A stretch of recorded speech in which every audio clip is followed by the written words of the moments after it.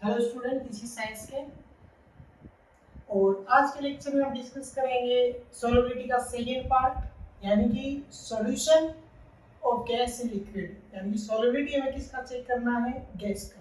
ठीक है, तो आज हमारे पास रहेगा solution of gas in liquid. Gas in liquid, तो गैस का सॉल्युबिलिटी हमें चेक करना है। तो लास्ट लेक्चर में हमने सॉलिड का डिस्कस किया, वहां पे हमने सॉल्युबिलिटी का डेफिनेशन भी देखा। लेकिन जब गैस की बात की जाती है तो सॉल्युबिलिटी का जो डेफिनेशन है वो चेंज हो जाता है, हल्का सा चेंज आ जाता है। देखिए हम कैसे डिफाइन करेंगे इसको। ये क्या होगा? Volume of gas, volume of gas dissolve in the unit volume of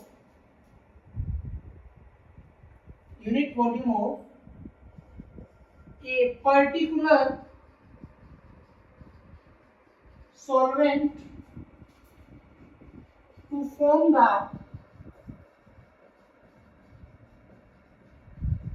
saturated solution at a fixed temperature and pressure. तो देखिए यहाँ पे कई चीजें नहीं आ गई। यहाँ पे तो गैस का वॉल्यूम और एक प्रेशर, टेम्परेचर सॉलिड में फिक्स था, गैस में भी फिक्स है।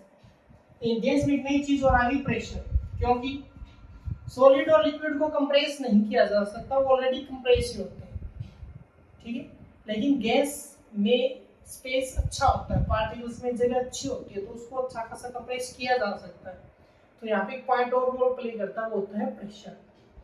तो volume of a gas dissolving a unit volume of a particular solvent to form the saturated solution at a fixed temperature और प्रेशर। क्लियर? अब बात की जाएगा फैक्टर्स की। इसको देख के आप समझ ही गए होंगे कि यहाँ पे सॉल्वेंट कौन है? लिक्विड। सॉल्यूट कौन है? यहाँ पे गैस। तो ध्यान रखना ये दोनों टॉपिक सेम है। पहले वाला लेक्चर अगर आपने कंप्लीट देखा है, पूरा नोट किया है, तो इस लेक्चर को भी मैं थोड़ा शॉर्ट में लिखूंगा, आप उसके जैसा सेम डिजाइन इसको कर सकते हो। ठीक है, आप इस लेक्चर को सेम डिजाइन कर सकते हैं, उसके जैसा सेम। यहाँ पे मैं पूरा थ्योरी कम डालूंगा, तो अगर आपने पहले वाला नोट्स बना रखा है तो आप सेम डिजाइन कर लेंगे। ओके, अब अगर बात की जाए फैक्टर्स की, तो फैक्टर्स हम सेम उठाएंगे। Number 1, nature of solute and solvent. तो नेचर आपको पता है same, like dissolve like, polar polar में डिसॉल्व होगा, नॉन पोलर नॉन पोलर में डिसॉल्व होगा। तो आप ये पूरा थ्योरी सेम लिखेंगे। अगर आपने पहला लेक्चर नहीं देखा तो इससे पहले वाला लेक्चर आप देखा है, solubility of solid in liquid, तो वो देखने के बाद आप फिर इसको कीजिए, क्योंकि यहाँ पे आपकी बार थोड़ी कम डाल रहा हूँ। ओके, ठीक है। तो nature of solute and solvent, तो पोलर पोलर में डिसॉल्व होता है, नॉन पोलर में डिसॉल्व होता है। ठीक है, अब पोलर सॉल्वेंट तो हमें पता है कि वाटर हम यूज करते हैं, नॉन पोलर सॉल्वेंट में हमें पता है अल्कोहल हो गया, ठीक है, या बेंजीन हो गया, कार्बन टेट्राक्लोराइड हो गया, तो ये सारे हो गए। अब की बात हमारे पास सॉल्यूट में है, क्योंकि हम क्या लेके चल रहे हैं? गैस लेके चल रहे हैं। तो डायरेक्ट हम इसमें किस पे बात करेंगे? हम एग्जांपल पे बात करेंगे। एग्जांपल के तौर पे जैसे कि हाइड्रोजन गैस है, ऑक्सीजन गैस है, नाइट्रोजन गैस है। अब आपको पता है कि सारे क्या होते हैं? नॉन पोलर होते हैं। ठीक है, हाइड्रोजन हो गया, नाइट्रोजन हो गया, सारे गैसेस क्या है? नॉन पोलर है। तो अगर ये नॉन पोलर गैसेस हैं तो ये अच्छी डिसॉल्व किसमें होंगी? ये नॉन पोलर में ही डिसॉल्व होगी। क्लियर? और चीजें जैसे कि मान लो HCl है, HCl गैस हो गया, या NH3 गैस हो गया, ये गैसेस क्या है? पोलर है, तो ये पोलर में अच्छी डिसॉल्व होगी। यानी कि इन गैसेस की सॉल्युबिलिटी जो है वो ऊपर वालों की वाटर, अगर मैं वाटर से लिख रहा हूं तो वाटर में क्या आएगी? कम आएगी। तो फॉर एग्जांपल मैंने अल्कोहल ले लिया, या जैसे मैंने एक पूरा लिख दिया इथाइल अल्कोहल, तो इथाइल अल्कोहल में क्या आएगी? ज्यादा आएगी। अगर मैं इनकी बात करूं, क्योंकि पोलर है तो इनकी सोलिबिलिटी वाटर में क्या आएगी, ज्यादा आएगी। ठीक है, तो ये नेचर सेम आना चाहिए। फिर भी सॉल्युबल होती है, हमें पता है वाटर के अंदर नाइट्रोजन ऑक्सीजन सॉल्युबल होती है। तो मैंने ये पहले लेक्चर में क्लियर कर दिया था कि अपोजिट नेचर होने से सॉल्युबिलिटी तो आती है, लेकिन वो सॉल्युबिलिटी कब आती है, वो मैक्सिमम वैल्यू नहीं होती। ठीक है, तो ये हमारा फर्स्ट पॉइंट हो गया। इस लेक्चर में हमें टाइम कम लगेगा क्योंकि लास्ट में हमने अच्छा खासा टाइम दिया है। सेकंड पॉइंट हमने क्या उठाया था, टेम्परेचर। टेम्परेचर में हमने किसकी बात की थी, लीच-एटलियर प्रिंसिपल की। अगर वो एंडोथर्मिक रिएक्शन है, अगर वो एंडोथर्मिक रिएक्शन और अगर हमने टेम्परेचर बढ़ाया है तो सॉल्युबिलिटी बढ़ रही है। अगर वो एक्सोथर्मिक है, हमने सॉल्युबिलिटी बढ़ाया है, टेम्परेचर बढ़ाया है तो सॉल्युबिलिटी डिक्रीज हो रही थी। ये हमने डिस्कस किया था। तो जैसे कि अगर बात की जाए तो ऑक्सीजन गैस हो गया, नाइट्रोजन गैस हो गया, इन गैसेस का, इस गैसेस को अगर हम डिसॉल्व कर रहे हैं, ठीक है, और हम डिसॉल्व किसमें करना चाहते हैं, वाटर के अंदर, तो इन गैसेस के केस में अगर हमने टेम्परेचर को इंक्रीज कर दिया, टेम्परेचर को क्या कर दिया, इंक्रीज अगर हमने कर दिया, तो इन गैसेस का जो सोल्युबिलिटी है वो क्या हो जाएगा, डिक्रीज हो जाएगा। आपको पता है कि हम पानी को अगर गर्म करें तो ऑक्सीजन गैस बाहर आती है।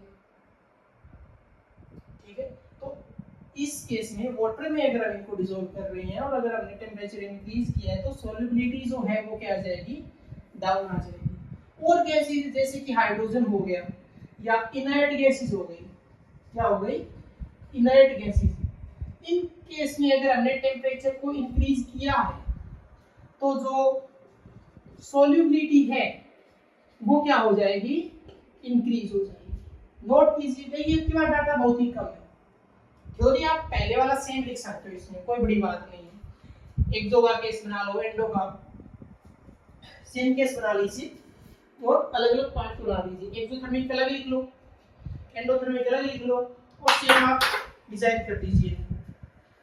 ठीक है, इस लेक्चर में हमने टाइम अच्छा खासा दिया है तो इतनी दिक्कत अब आपको नहीं आएगी। ओके, ठीक है, याद ना, ये सॉल्युबिलिटी हमने किसके अकॉर्डिंग लिखा है, वाटर के अकॉर्डिंग लिखा है, मैंने किसी और की बात नहीं की है, तो ये वाटर के अकॉर्डिंग है।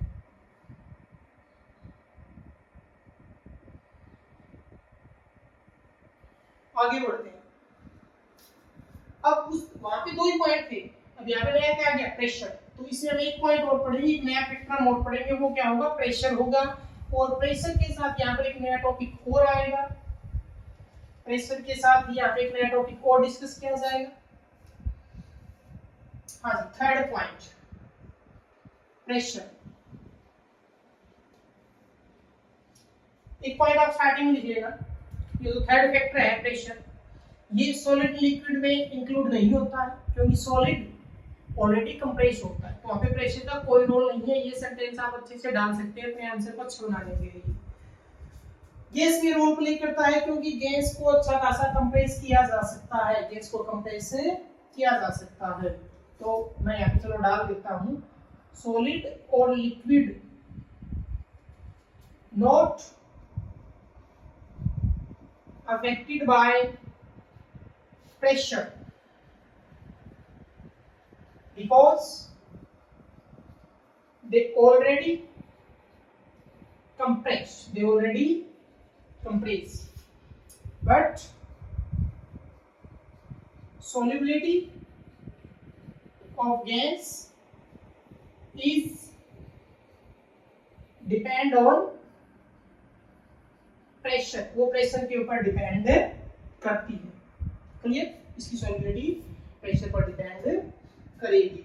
अब यहाँ पे एक नया टॉपिक इंट्रोड्यूस होगा और उसको बोला जाता है हेनरी लॉ। हेनरी लॉ उसको बोला जाता है, हेनरी लॉ यहाँ पे इंट्रोड्यूस होता है। ठीक है, अब हेनरी लॉ वैसे तो नेक्स्ट लेक्चर में पूरा करेंगे इसको क्योंकि बड़ा टॉपिक है, अच्छा टॉपिक है।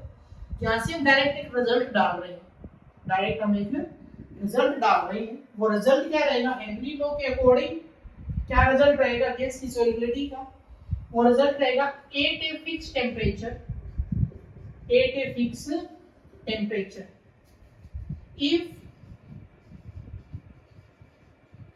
प्रेशर इंक्रीज, अगर आपने प्रेशर बढ़ाया है, वो टेम्परेचर फिक्स है, देन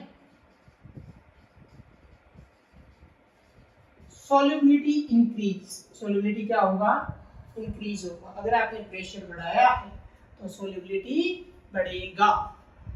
अब एक सिर्फ रिजल्ट हमने डाला है क्योंकि टॉपिक यहाँ पे वैसे कंप्लीट हो गया। अब हमें नया टॉपिक उठाना है हेनरी लॉ, जिसमें सॉल्युबिलिटी गैस का पूरा डिस्कस किया जाएगा, पूरा हेनरी लॉ पढ़ा जाएगा।